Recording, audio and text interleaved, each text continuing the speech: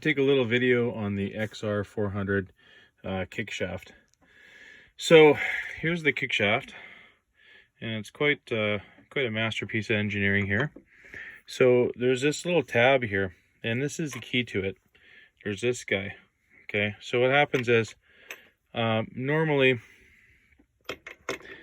this shaft, due to the crankshaft, the crankshaft here turns the clutch basket, which is not in place right now. When the clutch basket turns this idler gear. Now, normally it's turning in this direction, which creates this type of movement in this gear here, right? So as it's moving that way, this guy here locks in under that tab. But when you kick it, the shaft turns in the opposite direction, and I don't know if you can see it down there, but look at what happens. That tab comes out from underneath that stop plate, and when it does that, there's this spring that pushes it up, and when it pushes up, it engages with the backside teeth right here. So the key is that this tab slides out from underneath that piece of metal, and as soon as it gets out from underneath that piece of metal, snap, up it goes, and it engages, and you're able to kick. So as you're kicking and you're bringing it up to top dead center, you want to move the start shaft until you feel this engage. And that's what you can feel externally to the bike, is you can feel those teeth engage. And then you know, once you're just slightly past top dead center, you can get a good kick on it, and hopefully it'll start.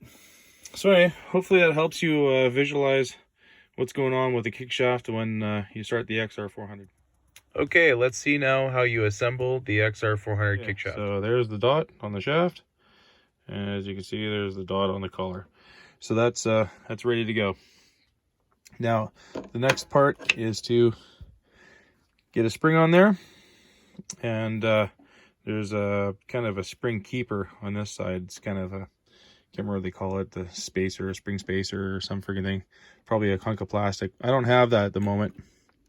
I'm going to slide that down in there, and what I'm going to do is I'm going to make sure that the tab on the sprung gear there is going to go under that plate. So there's the tab. I'm going to push it in, engage the idler pulley, and slide it right up until it's for sure under that tab and locked into the top position. And it is. So that's as far as it can go. That's as far as it can go in the clockwise. And now I'm going to add my spring, and how you do that's quite simple. You just take this dude, collar with that little U-shaped, you slide it on there like that. This guy goes on there like so and locks in. Hey, one little note, actually two little notes. When you put the spring into the shaft, make sure it engages all the way into the middle of the shaft. Otherwise, when you tension the spring, it kind of gets offset and it gets stuck on that plastic piece. So just make sure you put that the center of the spring all the way in the shaft as much as possible. And then once you've done that, you just rotate the spring clockwise, and that tensions it up. When you're rotating it, make sure to not contact the mating face of the case there, so you don't scratch it. And then just pop it into that hole, and you're good to go. Last check, feel is nice.